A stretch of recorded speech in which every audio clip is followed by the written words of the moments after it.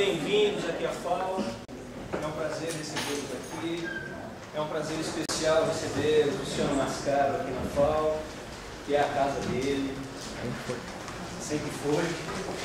E ainda mais num momento como esse, que a gente tem uma oportunidade de revisar o papel da fotografia como representação da arquitetura. Estamos desenvolvendo um trabalho aqui na FAO, em uma parceria muito estreita com a Biblioteca da FAO, e é um projeto que tem o apoio da FAPESP, que se chama Arquigrafia, que é um projeto que se enraiza na própria experiência da Biblioteca da FAO, especialmente no setor o setor audiovisual da Biblioteca da FAO, que foi construído de uma forma coletiva e colaborativa. Esse projeto, a Arquigrafia, com o qual o Cristiano Mascaro colabora e é um parceiro desde o início, é um projeto que mantém essa mesma dinâmica que construiu o acervo físico da Biblioteca da FAO. Ou seja, o conjunto de slides, o conjunto de imagens que hoje está guardado na biblioteca e é um acervo público, foi construído essencialmente com a doação com arquitetos, arquitetos, e essas imagens sustentaram o ensino de arquitetura, a pesquisa de arquitetura e continuam sustentando essa produção ainda hoje. No entanto, na medida em que os equipamentos e a tecnologia de projeção de imagens digitais, então essas imagens se tornaram um tanto invisíveis de pesquisa. É um projeto experimental, mas ele é um espaço aberto na web. De modo que a gente aproveita a visita do Cristiano aqui para abrir o sistema do Arquigrafia para uma nova fase, que é uma nova versão, e eu quero convidá-los para que vocês se cadastrem no sistema e colaborem com o sistema.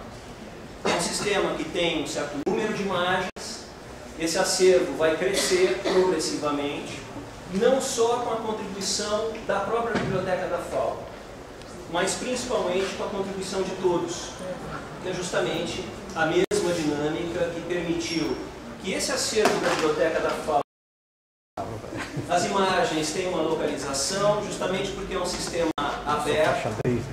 Todas as informações que estão colocadas aí têm como base a catalogação feita na Biblioteca da FAO, mas justamente por ser um sistema colaborativo, a ideia é que à medida que essas imagens vão subindo no sistema, as várias informações relativas àquela arquitetura, aquele espaço, podem ser complementadas por outros usuários. Então eu quero aproveitar, reforçar o convite, fiquem à vontade para navegar na Arquigrafia, criarem as suas contas, colaborarem com o sistema. Esse sistema depende fundamentalmente dessa participação. Então é isso, muito obrigado. Vou passar a palavra para o Cristiano para que ele leve adiante essa conversa. A ideia é justamente essa, né? Que não seja uma palestra, mas uma conversa. Eu fico muito feliz aqui estar aqui na FAO, que é, como o Arthur falou, é minha casa. Eu estudei, para quem não sabe, eu estudei num tempo que vocês, certamente todos vocês não tinham nascido ainda, ainda na Vila Penteado. Eu estudei de 64 a 68. Depois voltei a trabalhar aqui, a partir de 73, e fiquei 14 anos, né, trabalhando com o Torinho, que está nos filmando aí. Né, montamos uma equipe que tentava levar adiante um projeto de documentação de arquitetura, né, e de prover as disciplinas todas, né, de imagens para que todos pudessem ver a arquitetura se estavam, né, em outros lugares distantes, né, e que veio agora coisa que fiquei não frustrado, mas a gente não conseguiu levar adiante esse projeto, era algo mais ou menos pontual, né, não de uma forma constante, mas fico feliz de ver que agora, né, a biblioteca e o Arthur, né, e o Arquigrafia, né, a biblioteca Eliana de Azevedo Marques, né, e a Arquigrafia, né, pelo Arthur, estão levando isso adiante, fazendo realmente agora com uma tecnologia, né, que dá chance a todo mundo ver, né, mesmo que seja por imagem, de uma maneira virtual, mas ter esse conhecimento, essa amplidão, né, inimaginável, porque antigamente, né, nós tínhamos colocado num carrossel 80 slides, parecia assim, um absurdo, mas eram só 80 slides. Né? Eu trouxe uma maleta ali, parece mágico de circo, mas estava em umas 10 fotos, né, mas trouxe um pendrive desse tamanho, que deve ter umas 5.000 fotos ali dentro, e mais essa projeção aí que eu vou passar para vocês.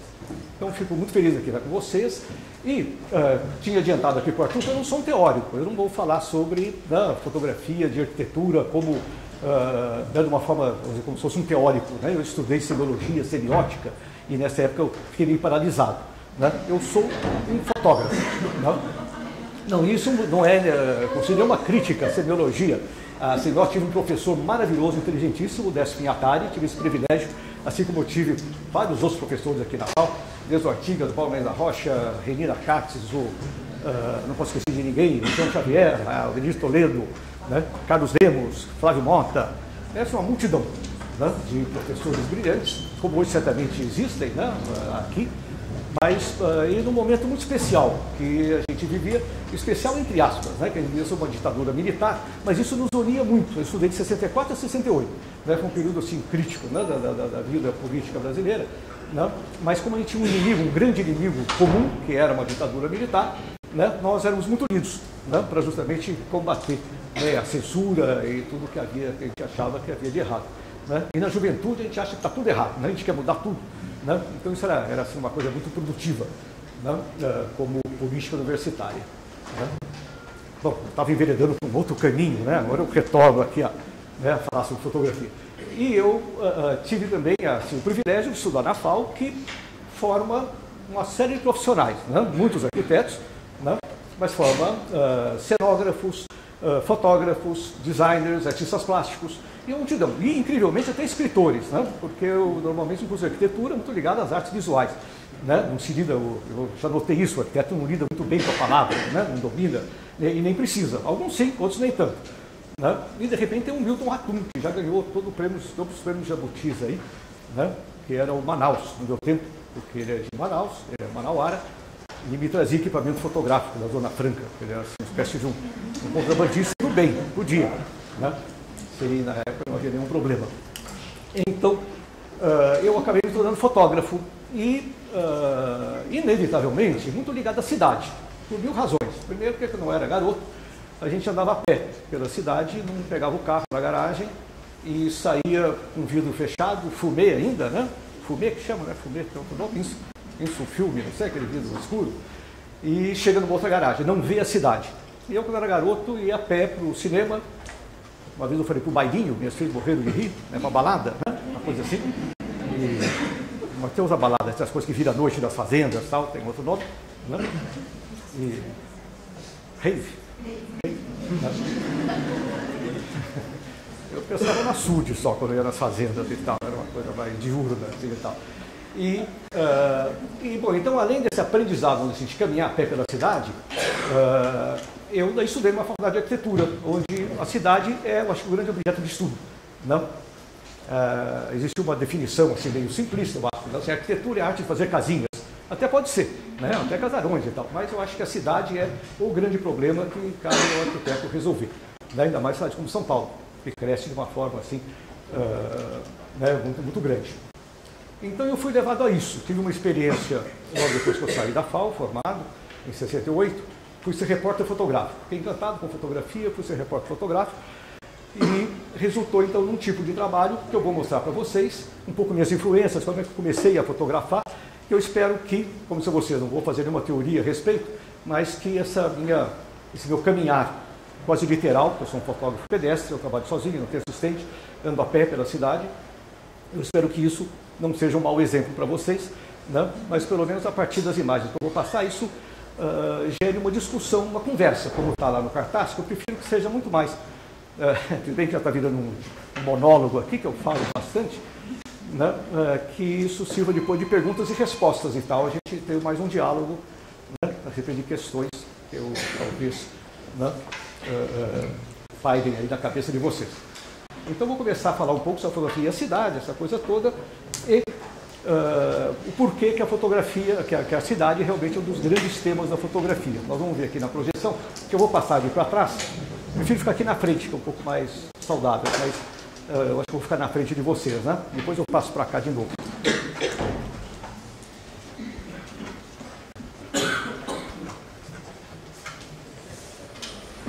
Tá bom assim, né? Sem microfone, né? Tá tudo bem? Quero ver com o microfone a gente fica sem mão para balançar.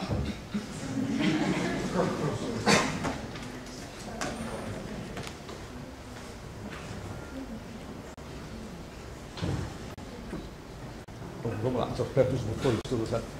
Eu vou passar um pouco uma coisa de história. A primeira fotografia, né, perdão, fica o autor, né, o Joseph Mustapha Niepce, foi um francês que em 1817, mais ou menos, quando percebeu que ele tinha a primeira câmera na mão, podia fazer a primeira foto, né? Não exatamente a primeira câmera, o primeiro aparato capaz de fazer uma fotografia. A ideia que lhe ocorreu, como se não houvesse nada mais interessante, né, foi realmente abrir a janela da casa dele e fotografar o que ele via dali, na cidade, um pedaço da cidade. Né? A foto é bem esquisita, evidentemente, se bem que ela pode parecer algumas fotografias contemporâneas que estão sendo feitas hoje, mas ela é toda distorcida porque o tempo de exposição foi de 8 horas. Né? O sol se mexeu, né? Fez lá o seu papel de fazer o movimento de translação, rotação, não me lembro mais, e as câmeras, as sombras também se mexeram e ficou essa foto um pouco manchada, mas que dá para perceber que são construções. Né? Então essa foi a primeira foto, e assim que se dominou um pouco mais a técnica fotográfica, surgiu aí outra figura pioneira, o Eugène Attier, que já fazia algumas fotos bem mais bem acabadas. Né? Como essa, né, de um jardim, né, não sei bem que construção é essa, lá de Paris, né, e já com uma certa preocupação, vamos dizer assim, de organizar a imagem. Né? O Niepce, na foto anterior, realmente acho que ele abriu a janela e fez o interesse era gravar realmente uma imagem, né, mas no sentido assim da descoberta que ele tinha acabado, né, perdão, descoberta não, da invenção que ele tinha acabado de concretizar. Aí já o Attier, eu não vou passar muitas imagens, o Attier merecia, ele já começou a fotografar interiores e já com um certo sentido de preocupação estética, né? Mas pulando um pouco mais, uns 50 anos depois, no início do século passado, né, tivemos aí duas figuras importantes, o Stiglitz e o Paul Strand, que já fotografavam com uma preocupação muito maior, né, de composição, de clima. Né? Começa a foto do Stiglitz, que aquele edifício conhecidíssimo lá em Nova York, que é o Flatiron, porque ele tem uma forma assim triangular, fica numa esquina assim, bem enviesada da Broadway com a Quinta Avenida. E essa foto do Paul Strand, que já é muito mais além, a gente já percebe que o interesse dele não é tanto a arquitetura por si só, né, mas as pessoas na cidade, né, já com escolhido uma luz interessante, né, as coisas assim foram sendo cada vez mais elaboradas. E, pulando daí muito mais, muitos anos, né, temos aí a fotografia de arquitetura como documentação. Foi quando o Yukio Futagawa, todo mundo conhece, né, vai à biblioteca e vê as fotos da GA, né, que daí ele faz foto de arquitetura. É evidente que o fotógrafo pode dar sua contribuição, enfatizando luzes, né, e pelos ângulos e também pelos pedaços, né, que ele focaliza. Mas fundamentalmente o artista é o arquiteto, não é tanto o fotógrafo. Né? E aí todo mundo conhece essa obra lá de Porto Alegre, né, do Álvaro Siza, que é da Fundação Iberê Camargo. Essas fotos de arquitetura também, bom, estamos ainda aí do Iberê Camargo, a gente vê que é um trabalho, vamos dizer assim, muito programado, para mostrar com muita clareza como são as várias dependências, né, aí no caso dessa fundação. Já em seguida, o Futagawa já usa mais um pouco, né, interpretando e esperando momentos especiais, como essa casa, que eu tenho que ser franco e dizer que eu acho que é do Shigeru Ban, um arquiteto japonês, não tenho bem certeza, quem souber, se não for, me corrijam que eu complete a informação. Eu tentei olhar ali e tal, mas não tenho foco perfeito pelo tamanho, não consegui descobrir. Mas, de qualquer forma, a gente vê que já o fotógrafo tem que ser também um pouco esperto, né, e criativo, paciente, fundamentalmente paciente, para captar esses momentos, né, de muita expressão, né, da própria arquitetura, que é uma casa como essa, que é fechada por cortinas. E isso só é possível, evidentemente, em Tóquio. Ninguém pôs gradinha nenhuma lá. E eu ousei aí até colocar umas fotos minhas, porque eu adorei ir até até o Porto, até Braga, perdão, e aí é um estádio maravilhoso, pequeno, diferente desses estádios enormes, que agora, no meu tempo chamava de estádio, agora não sei por que virou arena, né? Se chama arena se chama arena de Toureiro, né? Mas agora no futebol ele chamou de estádio. né, muito pequeno, acho que para 20 mil pessoas, lá em Braga, projeto do Souto Moura, né, um grande arquiteto português. E que realmente ele é muito especial. Eu adorei fazer um trabalho como foto de arquitetura mesmo. Né? Ele é muito interessante. Aí eu não estou mostrando a totalidade dele, também não colocar muitas imagens, né? Mas ele tem uma outra arquibancada como essa do outro lado, que são unidas por esses tirantes aí. Né? Ele é assim espelhado. E agora vem coisas que a gente acha um pouco mais interpretativas e que eu gosto mais de fazer, que é a fotografia de arquitetura como trabalho autoral. E a gente tem aí um colega, né, o Kidder Smith, um arquiteto americano, que fotografava também, e que ele fez um belíssimo livro. Não sei se tem aqui na biblioteca, não tem precisado encomendar, é um belo livro. Né? Que ele, durante toda a vida, ele foi um fotógrafo longevo. E aí, fazendo um parênteses aqui, eu estou um pouco preocupado com a linguagem digital, porque todos esses fotógrafos de uma geração anterior, né, viveram muitos anos. Cartier-Bresson morreu com 96, o Lartigue passou dos 100, né? O Kidder Smith, eu acho que foi até quase 90. E assim o Kertész, vamos ver umas fotos dessas figuras aí, também. E eu acho que era um laboratório, que tinha algum segredo ali que deixava as pessoas sadias e podiam viver assim muitos anos. Hoje, com a tecnologia digital, acho que a gente vai morrer mais cedo, pela rapidez de tudo, então a gente morre antes até. Bom, e o Kidder Smith, ele fotografou ao longo da vida dele os grandes monumentos, né? Eu vou passar 3 somente, ou 4, e sempre de uma maneira muito especial. E esse livro, então, ele é um livro clássico. Normalmente é uma foto do lado direito, com um texto onde ele descreve, né, o contexto, né, o momento que ele fotografou, que poucas informações técnicas, isso não interessa muito. O que interessa mais é ver que realmente ele aí esperou um momento de luz muito especial, porque diante das pirâmides a gente pode fazer milhões de fotos, mas tem algumas que são, né, melhores, né, mais interessantes pelo jogo de luz, né, as pirâmides menores aqui na frente, né, que estão na sombra, e ele esperou um momento que só a pirâmide principal, que certamente é de Giza, que está iluminada. Né? E também um céu muito bonito de nuvens, que agora chega uma época bonita, né? De maio, julho, que é muito seguro porque quase não chove, então o fotógrafo adora. Mas o céu azul é meio, a gente chama céu de brigadeiro, é bom para brigadeiro, não tem a dramaticidade das nuvens todas, né? Que sempre são elementos que ajudam a compor, né, a imagem. Então, raramente a gente tem uma página assim, do lado esquerdo, uma foto que às vezes é a foto geral, em tamanho menor, e do lado direito, um detalhe, né, dessa arquitetura do tempo da Grécia. É isso? Deve ser. Né? E ele sempre joga com luzes e sombras. A gente vê que tem um pilar que ali está na sombra, os outros todos estão iluminados. Então, o Kidder Smith foi um grande fotógrafo e teve essa liberdade de fotografar por conta. Né? Falar algo aqui que vocês vão me criticar, né? Arquiteto, quando pede para a gente fotografar uma obra, ele é chato, né? Porque ele quer exatamente aquilo que ele está sonhando, ele esquece que o fotógrafo está lá e pode fazer aquilo. Né? Então, quando a gente está podendo fotografar, estou brincando, evidentemente, que eu fotografo, tenho grandes amigos arquitetos, eu falava muito para o Décio Tosi, fotografei muito para o João Walter Toscano, um grande amigo meu, e que me davam liberdade. Né? Mas eles gostam de acompanhar, lógico, a gente também, acho que quando quer, né, pede um trabalho para um outro profissional, a gente quer saber se ele está fazendo tudo direitinho. Né? Mas aí o Kidder Smith, pela autonomia que ele tinha, ele fotografava a moda dele. Né? Não sei se a equipe que fez aí o MEC, né, gostaria dessa foto. Mas tem um prédio na frente, tem uns carros ali, mas ele foi muito sábio, né? Ele deixou também na sombra o que não era importante para poder ter o recuo, né, para fotografar esse edifício que é o meu preferido. Assim, eu sempre uso, sempre digo isso. Não é um templo, mas você tem que entrar de joelhos, assim, né, em respeito aí à beleza, né, à sabedoria e de proposta.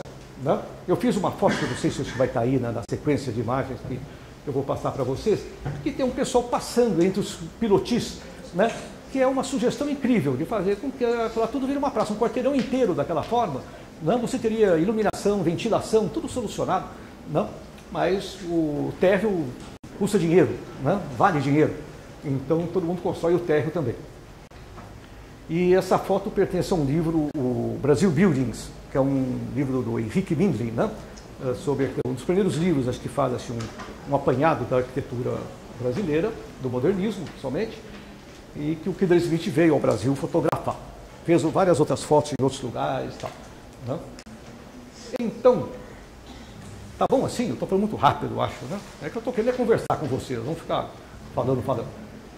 Eu não tenho nenhuma pretensão, vou mostrar para vocês realmente os fotógrafos que me influenciaram, que fizeram enquanto eu estava estudando na FAO, um dia fugindo de uma aula. Eu não vou dizer disciplina, era uma aula que eu não entendia nada, né? Porque um dia eu falei qual era a disciplina e o professor da disciplina estava na plateia e falou, não, mas eu dou aula de tal. Eu falei, puxa vida, mas a culpa era minha.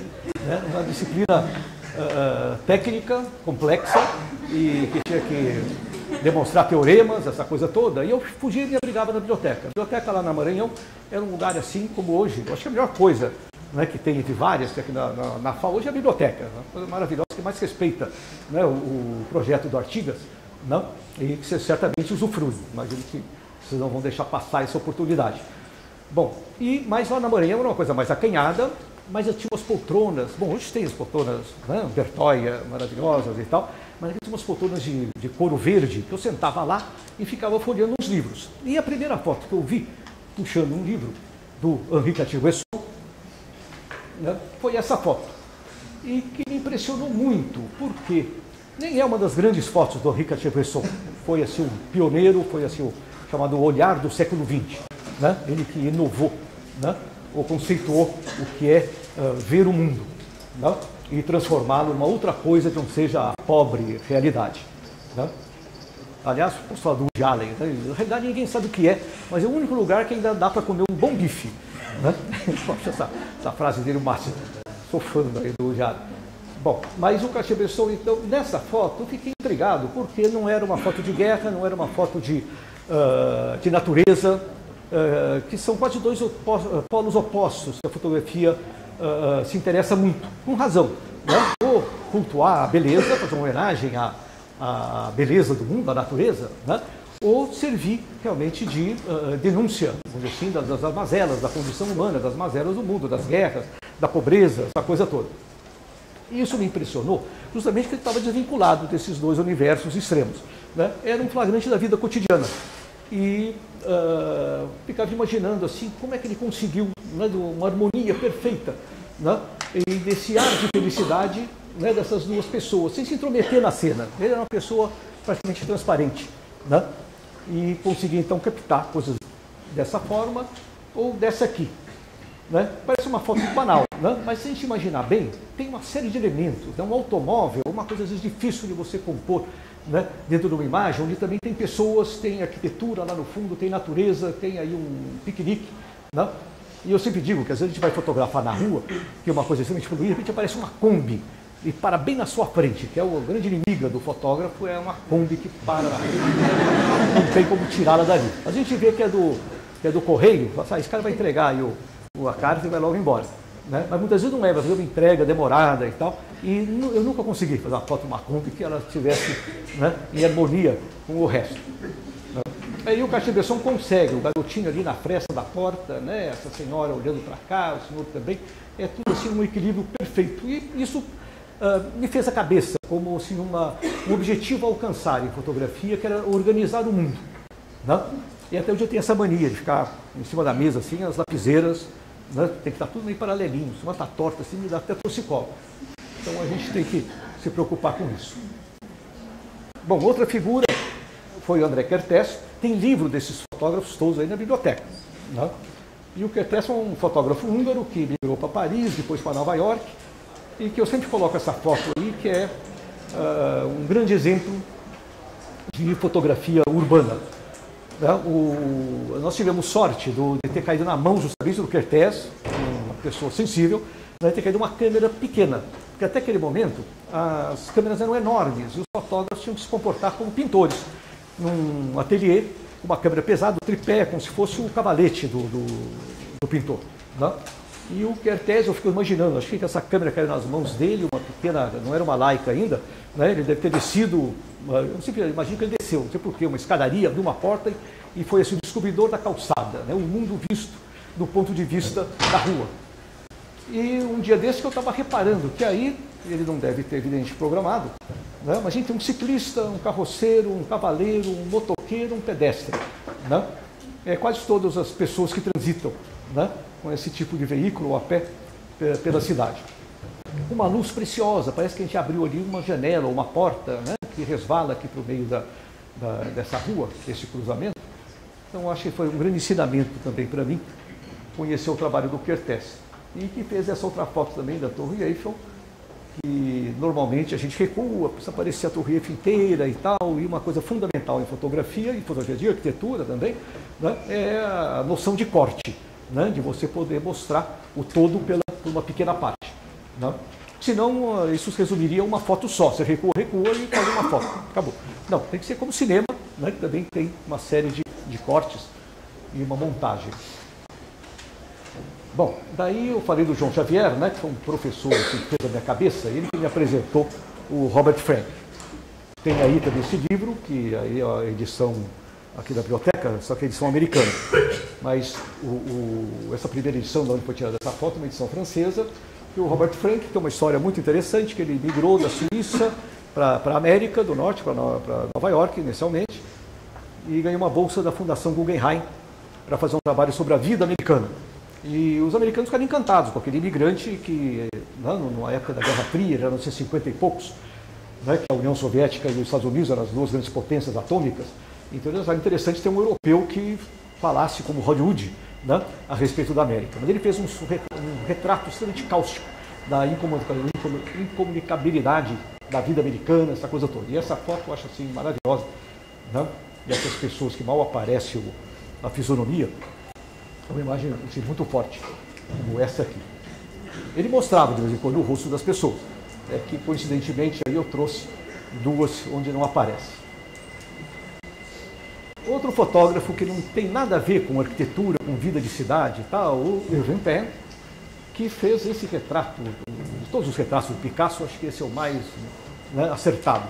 Né? Todo mundo buscava o olhar do Picasso, tinha uma coisa forte e tal, e ele conseguiu colocar, eu já medi, está exatamente no meio do negativo, e o foco exatamente, né, no olhar, né, você vê que o chapéu já ali no fundo já está fora de foco, a orelha também, né, e então como usar isso, né, de uma maneira funcional, né, como destacar aquilo que realmente é importante. E essa foto, incrível, parece aquelas fotos que eu estava vendo numa televisão pública, os caras se pegando, o UFC que chama, né, então, um horror. Mas essas figuras aí, acho que era de circo e tal, né? E ele consegue tratar assim, com uma delicadeza de luz, né, esses brutamontes todos aí, com essas caras ameaçadoras. Né? O Irving Penn foi assim, um grande fotógrafo de moda que renovou, junto com o Richard Avedon, né, a fotografia de moda, né, no século XX. Ele é uma figura extremamente sofisticada, não no sentido sofisticado que a gente fala, que parece uma coisa ligada a luxo, né, a coisas que não têm muita importância, né? Mas não, a sofisticação é uma coisa muito importante. Assim como tem uma frase do Brancusi, que eu acho que resume muito bem essa coisa, assim, simplicidade é a complexidade resolvida.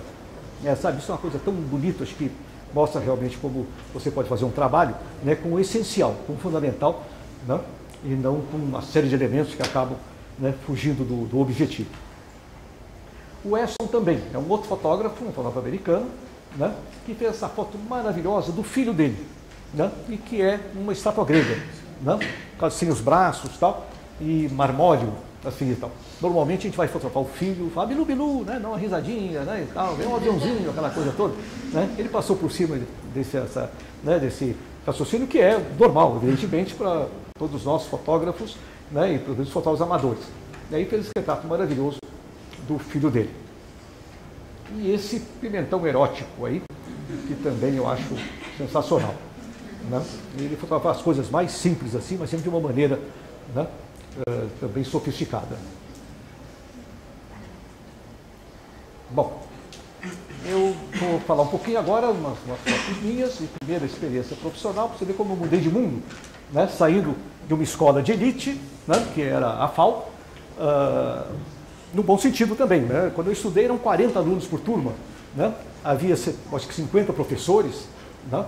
E a escola então havia 200 alunos, se conhecia todo mundo pelo nome, sobrenome, todos os professores, a gente ia Tinha um professor que fazia feijoada na casa dele, que a gente ia lá, o Léo Nishikawa, professor de física, e assim por diante. E quando a gente fazia uma festa, os professores adoravam também, porque a gente naquela época era jovem, fazia umas festas malucas que jamais eles imaginavam. Então havia uma convivência assim muito interessante. Mas eu, como estava querendo realmente ser fotógrafo, eu, para um certo espanto de todo mundo e tal, saí da FAO e fui trabalhar na revista Veja, porque a minha geração foi muito influenciada pela agência Magnum, né, que foi fundada, criada pelo Cartier-Bresson e pelo Robert Capa, foi um grande, maior fotógrafo de guerra, né, que como todos, morre na guerra. Um dia levou uma mina lá na Indochina, que hoje é o Vietnã, em 54, e morreu. Mas em 48 eles criaram essa agência, a Magnum, se tornou mundialmente famosa e até hoje tem livros que são editados, reeditados. Né, tem um muito bonito hoje que está nas livrarias, que chama Contatos. São as provas de contato dos fotógrafos, dos grandes fotógrafos da Magnum. Isso é muito interessante porque, uma coisa que a gente vai discutir assim que acabarem as imagens, o que mudou com a linguagem digital, né, essa passagem do filme para o digital. E que houve um estranhamento, evidentemente. Né? O Rui Castro estava contando um dia desse que os homens, é um raciocínio machista, né? Os homens mudam de mulher, mas não mudam de time de futebol. Vocês já viram isso? Não existe. Né? E que é o drama dos jornalistas que tiveram que passar da máquina de escrever, né, para o computador, né, que foram adiando, né, até ter que mudar, quase uma transição, né, como se estivesse mudando pelo torcedor do Corinthians e torcer para o Palmeiras, uma coisa assim inacreditável.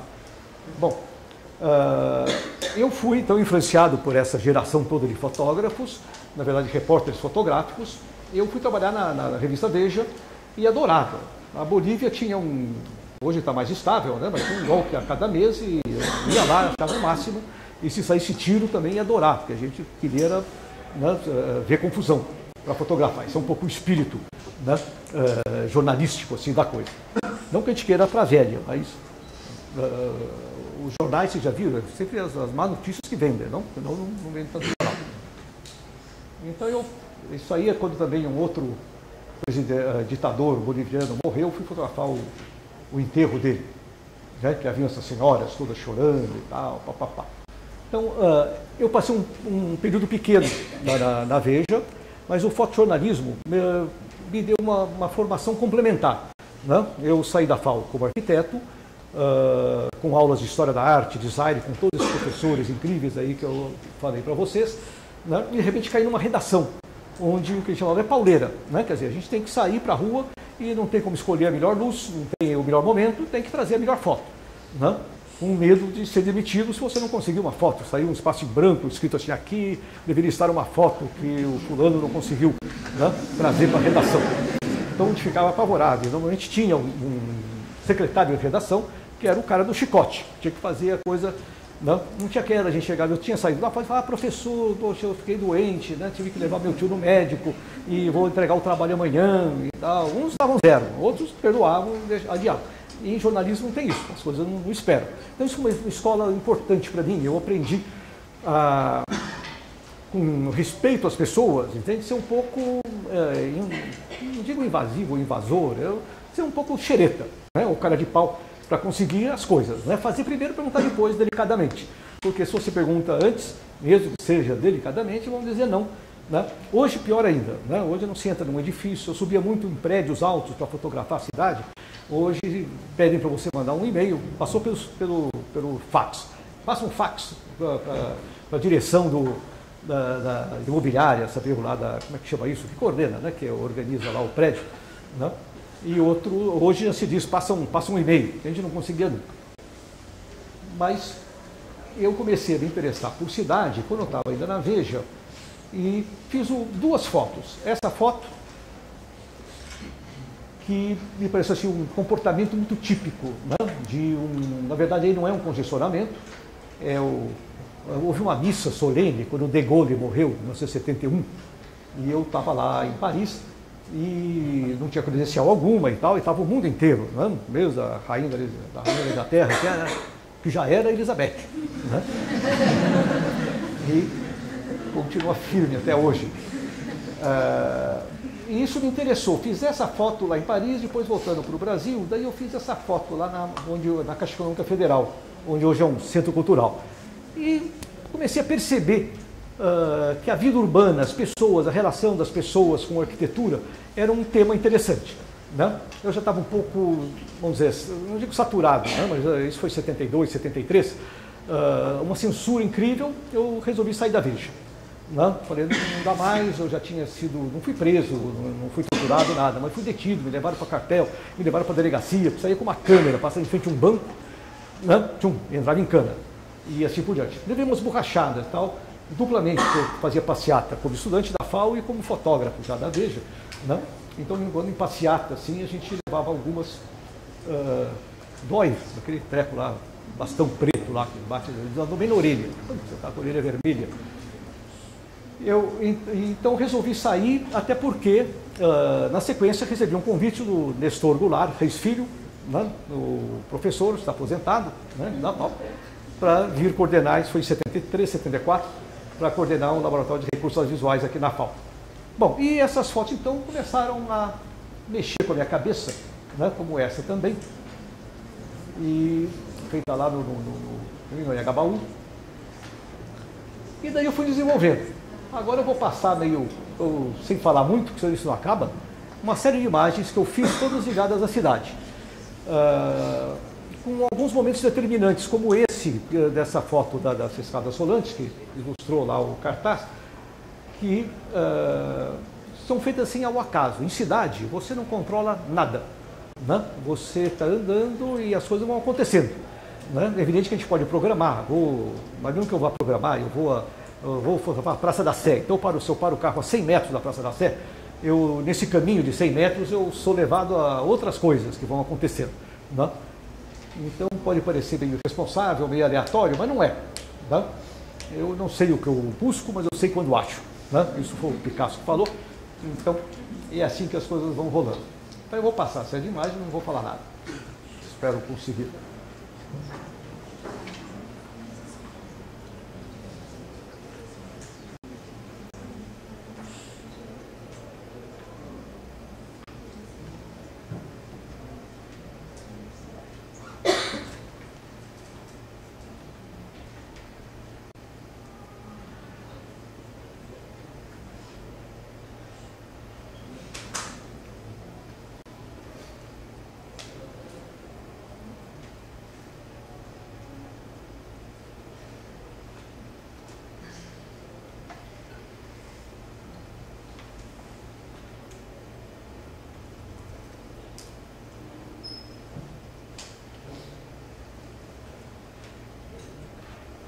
Januvelo, eu adoro esse edifício. Beleza?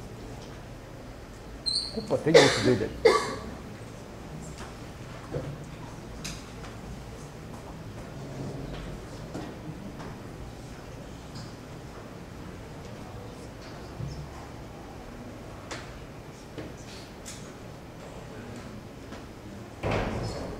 Vou fazer uma enquete, quem é a favor, quem foi contra derrubar esse belo edifício, né? O São Vito.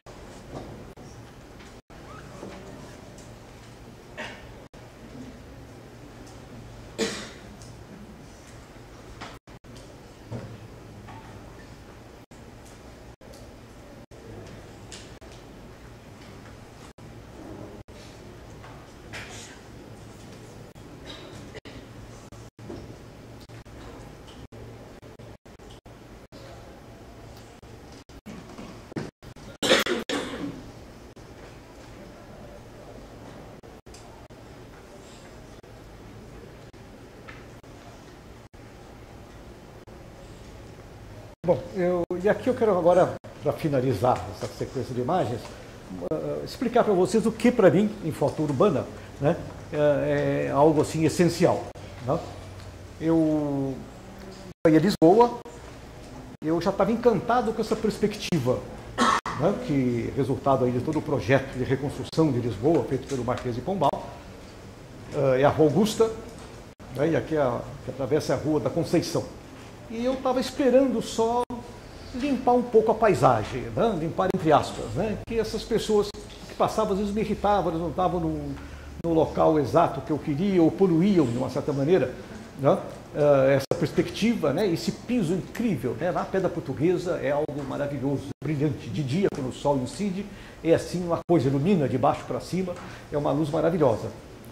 E eu ficava lá com o tripé, estava com uma câmera, uma velocidade muito lenta, que estava já assim quase de noite, e um pouco irritado. A gente fica irritado, evidentemente. Esses caras, esse cara não sai da frente, né? Passa logo, porque a hora que ele sai, entra outro. Você não tem como proibir, domar essa turma toda. Né? Daí a hora que eu achei que esse da direita estava saindo, né? Daí por trás de mim eu vi toque, toque, toque. Né? Esse cara também entrou na cena e parou. E eu falei, mas que diabo, pô, vai embora logo. Né? Falei tudo baixinho, evidentemente. Sou uma pessoa educada. Aí ficava lá amaldiçoando, né? o carinha. Mas daí que eu ouvi um barulho, falei, puxa vida, né? Ele parou por quê? Né? Porque vinha vindo um elétrico. Né? E acabou, quer dizer, eu chutei para o alto aquela primeira foto que eu imaginava. Né? Isso me parece, né? Muito mais interessante do que aquela primeira foto. Então, para mim, o que, vamos dizer, me emociona, né? E dá um certo prazer, mesmo assim, ao fotografar, é realmente essa surpresa, você ter um mínimo de percepção, de intuição, né? Que é algo assim, acho que muito fotográfico. Né? Diferente de uma foto construída, que evidentemente tem aquele retrato de Picasso, é uma coisa maravilhosa, feita pelo Rempel, né? Mas não é a minha. Né? Eu já fiz muito retrato, quando é o caso de passar aqui, né? Gosto muito de fazer. Né?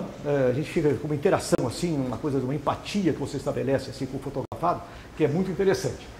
Né? Fiz muitas fotos no bairro do Brás, uma época que o Brás estava sendo transformado pela passagem do metrô. Né? Comi muita pizza amanhecida, eu ia de manhã fotografar as pessoas, ela abria a geladeira, falava, come um pedaço de pizza, essa coisa toda. E ainda tinha um pouco a italianidade lá no Brás.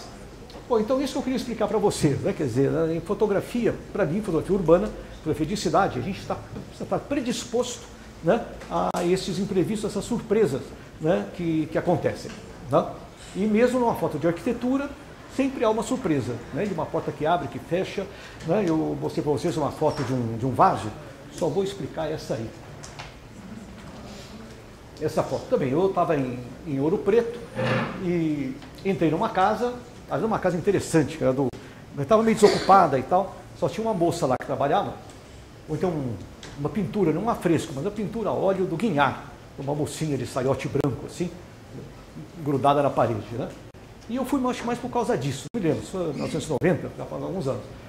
E a moça que me atendeu, naquela época eu podia falar, olha, posso entrar para fotografar? Ah, faz favor, entra e tal. E ao mesmo tempo ela falou, mas a casa está tão desarrumada, eu vou fazer um vaso. Né? Eu, né, paguei meus pecados também, fiquei também irritado. Falei, vai fazer um vaso, até ela vir, vai. Eu já estava achando muito bacana a casa como estava. Achei que ela ia me atrapalhar. Mas não, ela saiu e eu ouvi um barulho, ela pegou uma faca e ela cortando uns talos lá no quintal, né, e voltou com esse vaso. Sensacional. Então, colocou aí, ainda colocou pertinho da janela, com uma luz bonitinha e tal. Essas coisas assim, são umas aparições, né, que se colocam na sua frente. Então, eu não tive nenhum trabalho a não ser fotografar e podia até aconselhar, pessoal, você pode dar aula de Ikebana na Universidade de Kyoto. Né? E lá você vai ser pós-graduando. Então é isso que encanta a gente. Né? Uma coisa que eu não diria se não fosse o Fernando Pessoa, né? Através do Álvaro, foi do Álvaro Caeiro, né? Assim, o Álvaro Caeiro, um dos heterônimos. Né? É o Álvaro Caeiro? Augusto, Alberto Caeiro. Né? Que diz assim, olhar para mim, o ver para mim, né, é uma perversão sexual. Nossa Senhora, chega a tanto, né? Mas que é realmente assim um prazer físico, né? Você, de repente, ter esses deslumbres de coisas que acontecem na sua frente. Talvez eu fale isso de uma forma muito entusiasmada para vocês, mas é exatamente isso que acontece. Né? Quer dizer, eu acho que a cidade é de uma riqueza, né? E uma coisa tão humana, né? E que é, eu acho, o grande legado do conhecimento humano. Né? Quer dizer, a gente pode historiar, né, todo o conhecimento humano, né, através da arquitetura, né, e do seu conjunto, que são as cidades. Né? Existe uma imagem muito bonita dizendo que a arquitetura são as pegadas que o homem deixou ao longo, né, do tempo, né, como marca assim, da evolução do seu conhecimento. Né? Então a gente viu lá desde as pirâmides, né, e vimos aqui uns edifícios incríveis, né, do Jean Nouvel, de outros arquitetos, passando pelo Ministério da Educação, né, do Niemeyer e equipe, né, e que a gente pode ter uma noção muito clara, né, do conhecimento humano e que é algo perene, né, que dura séculos. Né? Tem alguns documentos importantíssimos, né, como eu uma vez, na Torre do Tombo, que é um museu importante, não é bem um museu, é um arquivo, né, importante lá em Lisboa, e que o senhor abre uma gavetinha e tinha a carta do Pedro Vaz de Caminha. Né? Eu fiquei meio deslumbrado, eu fiquei com medo de olhar e aquele negócio desmanchar. Né? Mas são documentos que estão lá guardadinhos, e aí você não vê. E a arquitetura não, ela, para o bem e para o mal, né, elas afloram e ela realmente é um retrato, né, emocionante assim, da marcha, né, do homem através dos tempos. Então é isso que eu queria dizer a vocês, e não aconselho vocês a virarem fotógrafos como eu, né, com toda a liberdade, evidentemente, né, mas que é interessante, eu não me arrependo, né, eu seria, eu acho, não digo um péssimo, um arquiteto mediano e tal, né, preferi ser fotógrafo. Né, numa família de arquitetos, eu fui pioneiro, meu irmão é arquiteto, minha mulher é arquiteta, minhas duas filhas são arquitetos, né, mas só uma dessas 5 que eu falei que se dedica à arquitetura. Os outros todos são, né, trabalham em outras áreas, mas certamente, né, tem uma herança fundamental, né, do que aprenderam na escola de arquitetura.